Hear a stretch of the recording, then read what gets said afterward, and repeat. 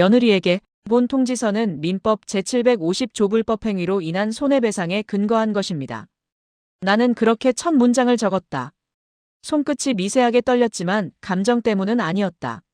32년간 부동산 시장에서 수백 건의 계약서를 검토해온 내 습관이 몸에 남아있을 뿐이었다. 이젠 사람보다 문서를 더 믿게 된 나였다. 며느리는 나를 시골 할망이라 불렀다. 처음엔 농담인 줄 알았다. 하지만 친구들 앞에서도 남편 즉 내 아들 앞에서도 그 말은 너무 가볍게 흘러나왔다. 우리 시엄마는 그냥 시골 할망이에요. 귀여우시죠? 귀엽다고. 나는 생각했다. 너는 지금 나를 깎아내리는 거야. 그날 이후 나는 입을 다물었다. 대신 기록을 시작했다. 며느리의 SNS, 투자 내역, 아들의 급여 이체 내역, 그리고 내가 설립한 청년개발의 내부 보고서. 그녀가 몰랐겠지. 내가 그 회사를 15년간 키워온 사람이라는 걸. 시골에서 시작된 작은 농지 개발이 이제 지역의 핵심 투자처가 되었다는 걸. 나는 고향을 부자로 만든 사업가였다. 그러나 가족 앞에서는 늘 소박한 어머니로 남았다. 그게 내 방식의 겸손이었다. 하지만 며느리는 그것을 무능으로 해석했다. 며느리가 내게 처음으로 재정 상담을 요청했을 때 나는 놀라지 않았다. 어머니, 이번에 제 친구랑 작은 프로젝트를 하려는데요. 이름만 좀 빌려주세요. 아무 문제 없어요. 그녀의 눈빛엔 조급함과 탐욕이 섞여 있었다. 나는 생각했다. 아, 이제 시작이구나. 나는 서류를 넘기며 미소 지었다. 그래, 내 말대로 작은 일이면 도와야지. 대신 서류는 내가 직접 볼게. 그녀는 순간 당황했다. 아, 그냥 형식적인 거예요. 변호사까지 붙일 필요는 없어요. 아냐? 나도 옛날에 그런 일로 손해 많이 봤거든. 이건 우리 가족 일이니까 더 꼼꼼히 해야지. 그녀는 그날 이후 내게 연락을 끊었다. 그게 내가 통지서를 준비하기 시작한 날이었다. 며느리의 사업은 곧 무너졌다. 투자자금 횡령, 허위 계약서, 그리고 내 이름으로 위조된 인감 도장이 문제였다. 모든 서류의 사본은 이미 내 금고에 있었다. 속으로 생각했다. 세상에, 너 정말 그 인감이 진짜라고 믿었구나. 나는 며느리에게 직접 연락하지 않았다. 대신 내 변호사를 통해 서류를 보냈다. 상대방에게 감정적으로 대응하지 마세요. 조용히, 그러나 완벽하게 정리하십시오. 그게 내 변호사의 조언이었다. 그리고 나는 그 말이 마음에 들었다.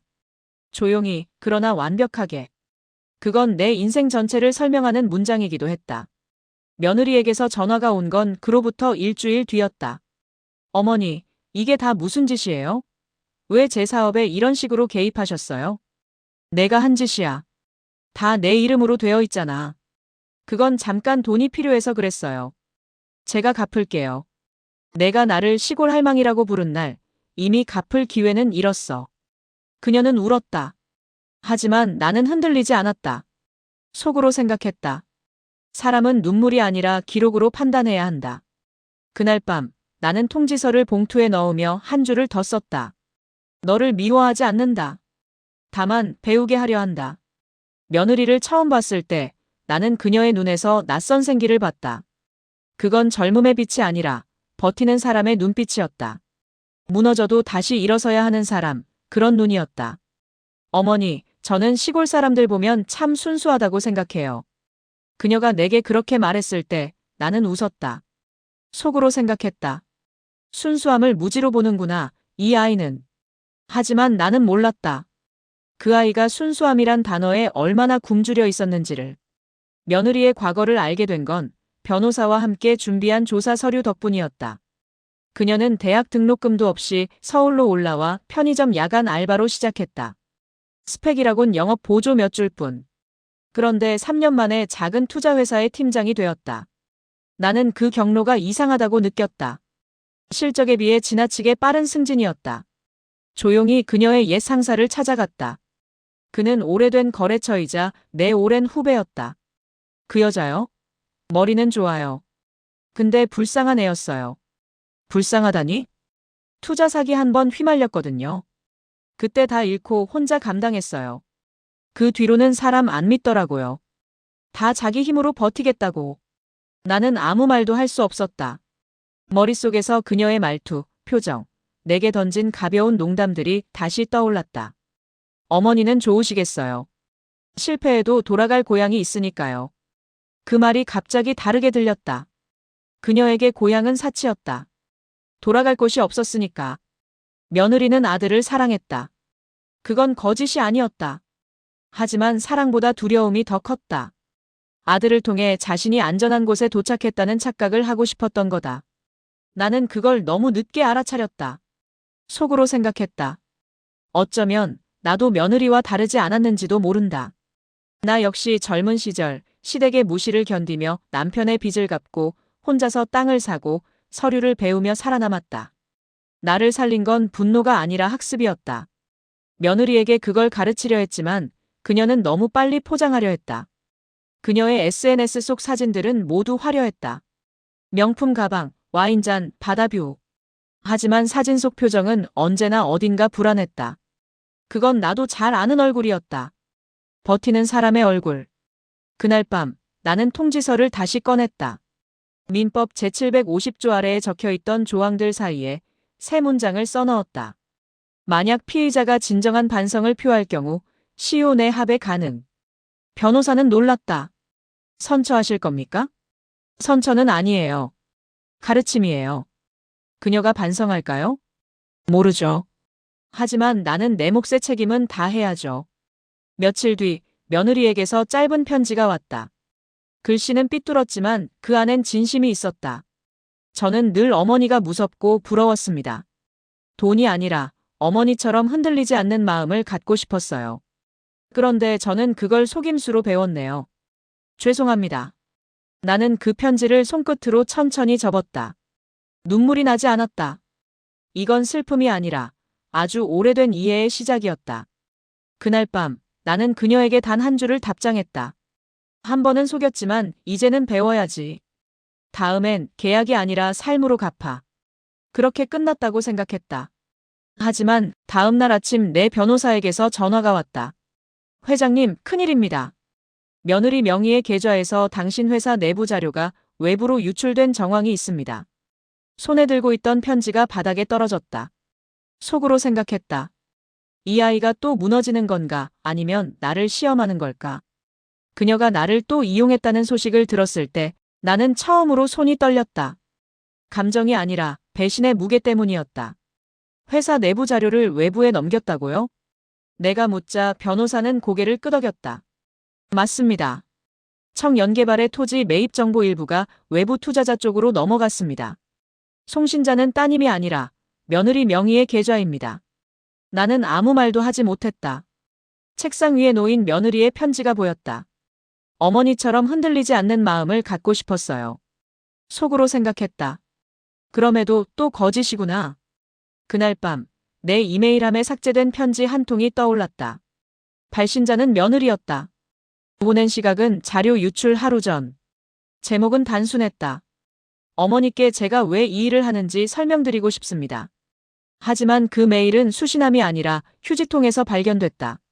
누군가 내 계정을 해킹했거나 혹은 그녀 스스로 보낸 뒤 삭제했을 수도 있었다. 나는 심호흡을 하고 클릭했다.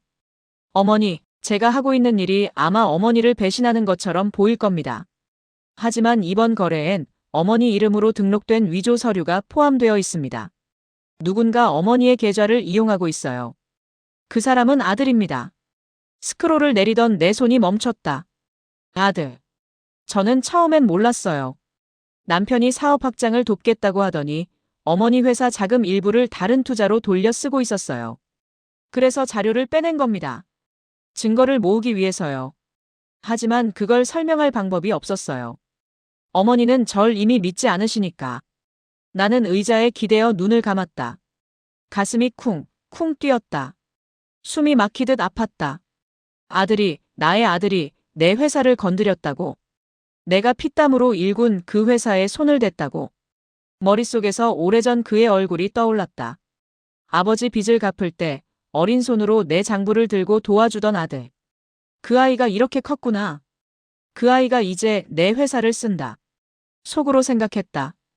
어쩌면 이 싸움은 며느리와의 싸움이 아니었는지도 모른다. 며느리의 마지막 문장은 짧았다. 저는 어머니를 미워한 적이 없어요. 다만 제가 지켜야 할 사람이 달랐을 뿐이에요. 그녀가 말한 지켜야 할 사람. 그게 내 아들이라면 그건 배신일까?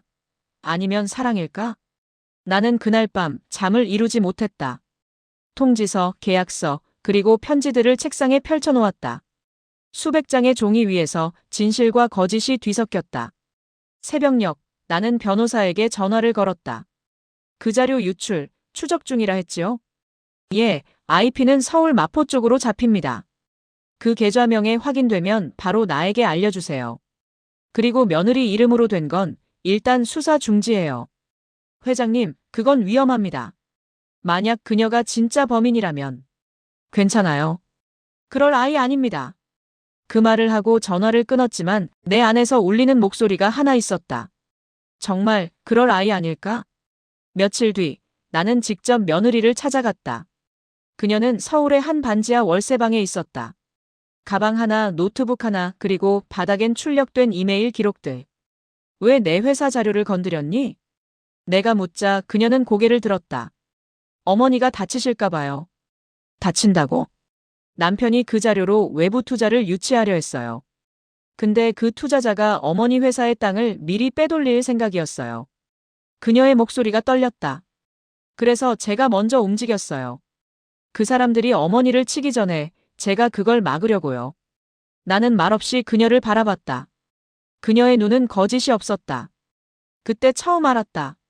그녀가 싸운 상대는 나도 포함된 세상이었다. 돈, 권력, 불신, 체면. 그 모든 것에 눌린 채 그녀는 자신이 할 수 있는 방식으로 싸웠던 거였다. 집으로 돌아오던 길, 나는 버스 창가에 비친 내 얼굴을 봤다. 피로한 눈밑, 주름진 입술, 그리고 아주 미세한 떨림. 나는 언제부터 가족을 믿는 대신 감시하기 시작했을까? 그날 밤, 나는 통지서를 찢었다. 조용히 서류한 맨 아래에서. 하지만 찢어진 종이 사이에서 한 구절이 눈에 들어왔다. 피의자가 진정한 반성을 표할 경우 시효내 합의 가능. 그건 법조문이 아니라 내 마음의 여백이었다. 아침 햇살이 부엌 창문을 비췄다. 식탁 위엔 아직 봉투 하나가 남아 있었다. 통지서. 내 이름으로 시작했던 그 서류는 이제 아무 의미가 없었다. 나는 그것을 천천히 접어 서랍 깊숙이 넣었다. 대신 꺼낸 것은 한 장의 유서였다. 청연개발의 모든 지분 중 일부를 며느리 김하연에게 양도한다.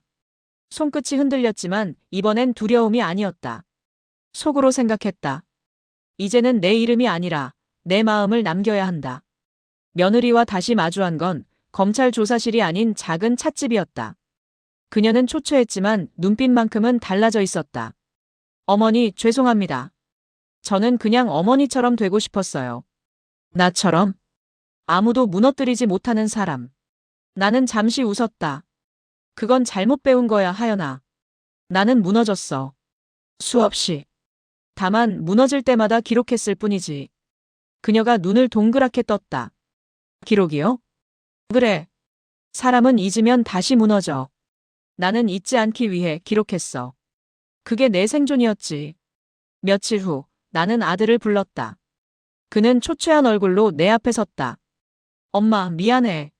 나도 그 돈이 그렇게 큰일이 될 줄 몰랐어. 몰랐다고? 회사 자금 잠깐 빌렸을 뿐이야. 다시 채워 넣을 생각이었어. 그게 횡령이란다. 그는 고개를 숙였다. 그 순간 나는 오래된 기억이 떠올랐다. 젊은 시절 남편이 남긴 빚을 대신 떠안던 그때. 나도 그런 말 했었지. 잠깐 썼을 뿐이라고. 나는 아들의 손등 위에 내 손을 얹었다. 이번엔 내가 대신 갚지 않을 거야. 하지만 내 곁에는 끝까지 있을 거야. 그 말에 아들이 울었다.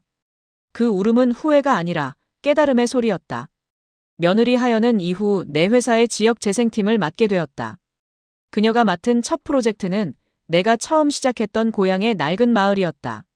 무너진 담장, 빈집, 버려진 논밭들. 그녀는 그곳을 기억의 마을이라 이름 붙였다. 어머니, 이건 저 혼자 하는 게 아니에요. 여기 계신 어르신들이 직접 투자자예요. 그녀가 웃으며 말했다. 나는 그 말에 고개를 끄덕였다. 속으로 생각했다. 그래, 이제 진짜 배우는구나. 가을이 되던 날 나는 작은 시골 길을 걸었다. 논둑 너머로 아이들의 웃음소리가 들렸다. 그 길 끝에는 새로 단장한 청년센터가 있었다. 현판에는 이렇게 적혀 있었다. 청년개발 시니어 자립 프로젝트. 후원자 김은주 창립자. 나는 현판을 바라보며 미소 지었다. 며느리 하연이 내 이름을 다시 올린 것이다. 그 아래 작은 글씨가 있었다. 당신의 기록이 저의 배움이었습니다. 눈물이 그제야 흘렀다. 조용히, 따뜻하게, 아무도 모르게. 그날 밤 나는 다시 펜을 들었다. 최종 통지서의 마지막 문장을 새로 썼다. 이제 그대에게 전하는 마지막 통지서는 법이 아니라 사랑입니다. 나는 더 이상 당신의 시어머니가 아니라 당신의 인생 동반자로 남겠습니다. 그 문장을 쓰며 나는 비로소 깨달았다. 복수는 나를 강하게 만들었지만 용서가 나를 자유롭게 했다. 창문을 열자 바람이 부드럽게 스며들었다. 저 멀리 들리는 아이들의 웃음소리에 나는 오랜만에 이렇게 속삭였다. 그래, 잘 살아라. 나도 이제 나답게 살아볼게. 세월이 흐른 뒤 그녀는 내 유서를 공개했다. 모든 재산은 기억의 마을 재단에 귀속한다. 단 조건이 있다. 시골 할망이라 불렸던 내가 다시 배움의 이름으로 불리길 바란다. 그녀는 기자들 앞에서 조용히 말했다.